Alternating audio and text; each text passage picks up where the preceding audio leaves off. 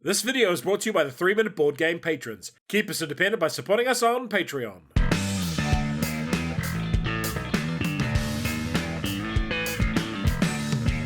Kia ora koutou and welcome to Wonderlands War in about 3 minutes. It has no solo mode, it's a game for 2 to 5 players, playing time is long, and it's a reasonably complex game. War has come to Wonderland, with armies marshalling behind luminaries such as the Hatter, the Cheshire Cat, and Alice. Can you win the war while still playing nice at the tea party? The game has 3 full rounds of play denoted by these different coloured cards. Each round begins with a tea party phase, and once that's done you'll move on to the war phase. The game is over once the 3rd war phase is resolved. The winner is the player with the most points at that time, which you mostly gain by winning battles. Drafting. The Tea Party phase will have you draft cards from around the table. Variable player powers. Each of the 5 factions has very different powers. Bag building. You start with some tokens in a bag and add more throughout the game. Player turn.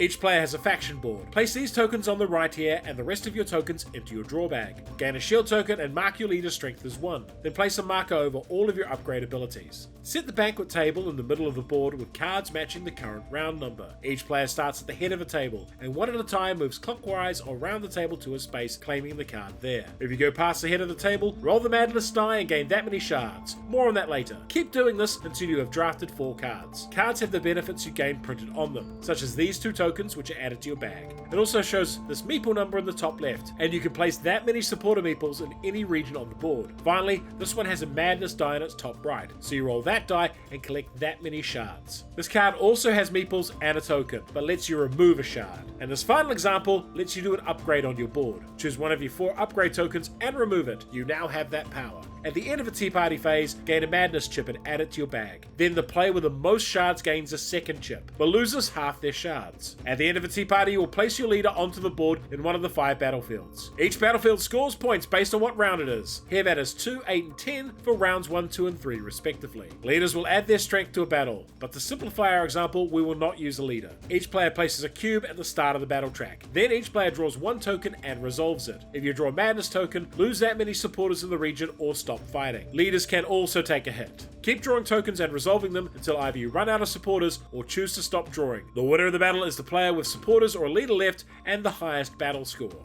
If you finish on a hammer icon on the battle track or drew a forge token, you may place tokens onto your board to gain various benefits and upgrades. The winner of the battle also gains a fortress in that region. Players not involved in the battle can bet on the result, choosing a card to place face down until the battle is over. If they win, gain a token, otherwise it's a shard. Then if there are still rounds to go, reset the banquet table. Why would you like this game? Wonderlands War takes the bag building of Quaxaquedlinburg and makes it into a war game, and that's a core mechanic I find absolutely fantastic. The drafting part of the game is smooth and simple and lets people experiment with a wide variety of powers. That includes all the Wonderland characters you can recruit in this phase that I didn't touch on in the rules section. This and being able to customize what each of the tokens does mean you can create a lot of varied powers. And the combat is tense and exciting, as each bag pull becomes another point where the result could pivot suddenly. And just look at it, marvel at it. What a stunning looking game this is. The best thing about this game is the gambling. Keeping neutral players engaged in other people's battles is brilliant. However, I got an old version on sale, not realizing they had dramatically changed 2 of the characters for balance issues, so I had to get new ones printed. Be wary of that. And bag building seems to rile some folks up. Fundamentally, it's no different to drawing cards from a deck, but to some it feels way more random.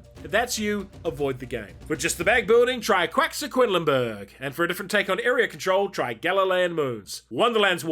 Off with their heads! Gold medal game. And if you enjoyed this video, hit the notification button, like, share, and subscribe to the channel.